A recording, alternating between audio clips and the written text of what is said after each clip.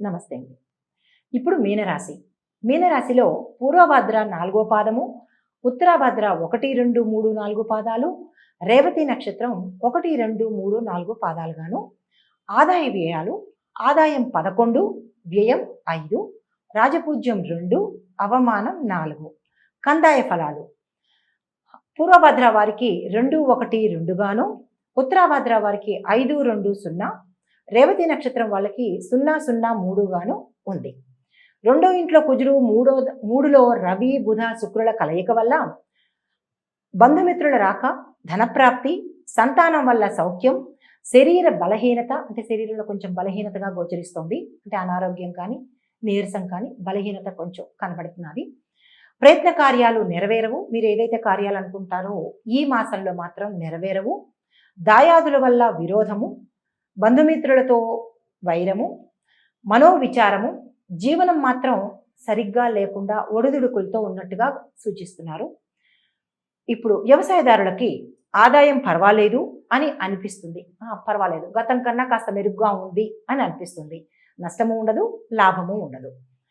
వాణిజ్య పంటలు, పళ్ళ తోటలు, నర్సరీ వారికి బాగుంటుంది. ఉద్యోగస్తులకు సుదూర ప్రాంతాలకు బదిలీలు అయ్యే అవకాశం ఉంది. అధికారుల మన్ననలు పొందుతారు. అంటే గత మాసం కన్నా ఈ మాసం మీకు చాలా అనుకూలిస్తుంది. గృహ మార్పులు జరుగుతాయి. అంటే రిలోకేట్ అవుతారు. ఉన్న ఇంట్లోంచి వేరే ఇంట్లోకి వెళ్ళడం కానీ, లేదా కొత్త ఇల్లు కొనుక్కుని వెళ్ళడం కానీ, అద్దె ఇల్లు మారడం కానీ, ప్రాంతం నుంచి వేరే ప్రాంతాలకు వెళ్ళడం కానీ జరుగుతుంది. గృహ నిర్మాణాలు ఆగిపోతాయి. మీరు గతంలో ఏదైనా కనుక ఇల్లు కన్స్ట్రక్షన్ మొదలుపెట్టి ఉంటే అవి ఈ మాసం ఆగిపోయే సూచనలు కనబడుతున్నాయి. అనుకూల సమయం కాదు. ఒకవేళ కొత్తగా మొదలు పెట్టాలనుకున్న వాళ్ళు ఈ మాసం ఆగిపోండి, తదుపరి చూసుకోవచ్చు. ఈ మాసం అయితే మాత్రం మీరు మొదలు పెట్టకండి. గృహ నిర్మాణం కానీ ఏదైనా నిర్మాణాలు మాత్రం ఈ మాసంలో చెయ్యొద్దు అని మనవి.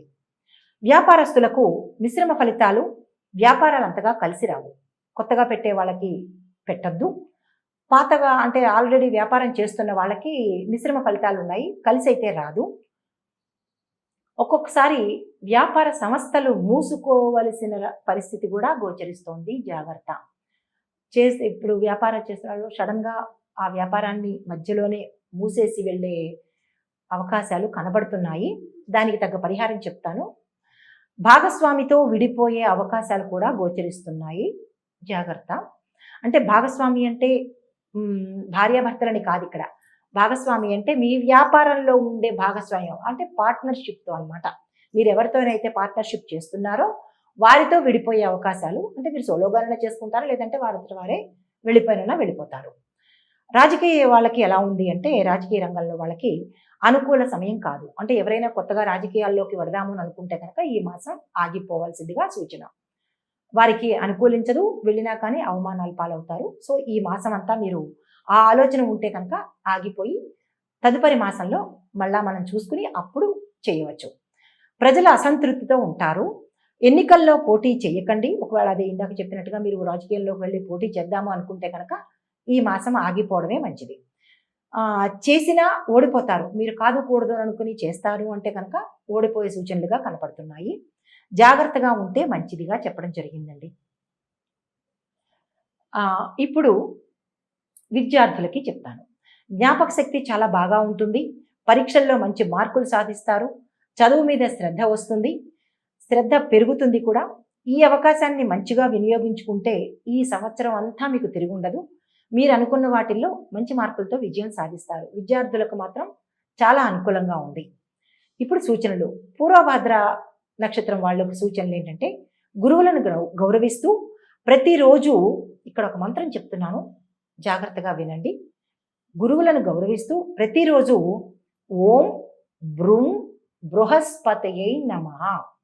మళ్ళా చెప్తున్నాను, ఓం బ్రూం బృహస్పతయై నమః అనే మంత్రాన్ని రోజు ఉదయం సాయంత్రం 108 సార్లు మీ అంతటా మీరే జపం చేసుకోవాలి. ఆ జపం చేసేది ఉంది ఇంకొకరికి ఇవ్వకండి. మీ అంతటా మీరే 108 సార్లే జపం చేసుకోవాలి. ఉదయం కానీ సాయంత్రం కానీ మీకు ఎప్పుడు అనుకూలంగా ఉంటే అప్పుడు ఈ మంత్రాన్ని 108 సార్లు చేయండి. తదుపరి ఉత్తరాభద్ర వాళ్ళు వయోధికులకు అంటే వృద్ధులకు సహకరించండి. వృద్ధులకి ఎక్కువగా సేవ చేసుకోండి. అనాథాశ్రమాలకి వృద్ధాశ్రమాలకి సందర్శించండి. వారికి మీకు తోచిన సహాయం చేయండి.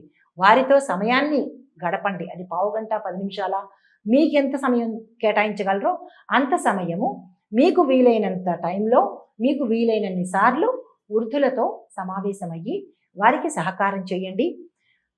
శనివారం ఓం శం శనీశ్వరాయ నమః, ఓం శం శనీశ్వరాయ నమః, శనీశ్వర కాదండి, శనీశ్వరాయ నమః అంటూ రావి చెట్టుకి ప్రదక్షిణాలు చేయండి. సాయంత్రం పూట కానీ ఉదయం పూట కానీ. తదుపరి రేవతి నక్షత్రం వాళ్ళు ఇక్కడ ఒక మంత్రం చెప్తున్నాను, చాలా జాగ్రత్తగా వినండి.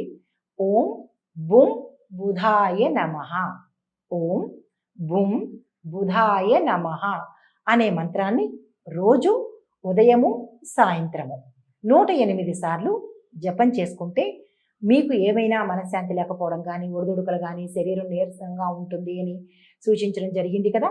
సో శరీర నలత కానీ లేకుండా ఉండడానికి ఈ తగిన పరిహారాలన్నీ చేసుకుని మీ రంగంలో మీ పనుల్లో తలపెట్టిన కార్యాలన్నీ నిర్విఘ్నంగా ఉండాలి, మీరు సుఖ సంతోషాలతో ఉండాలని కోరుకుంటూ నమస్తే.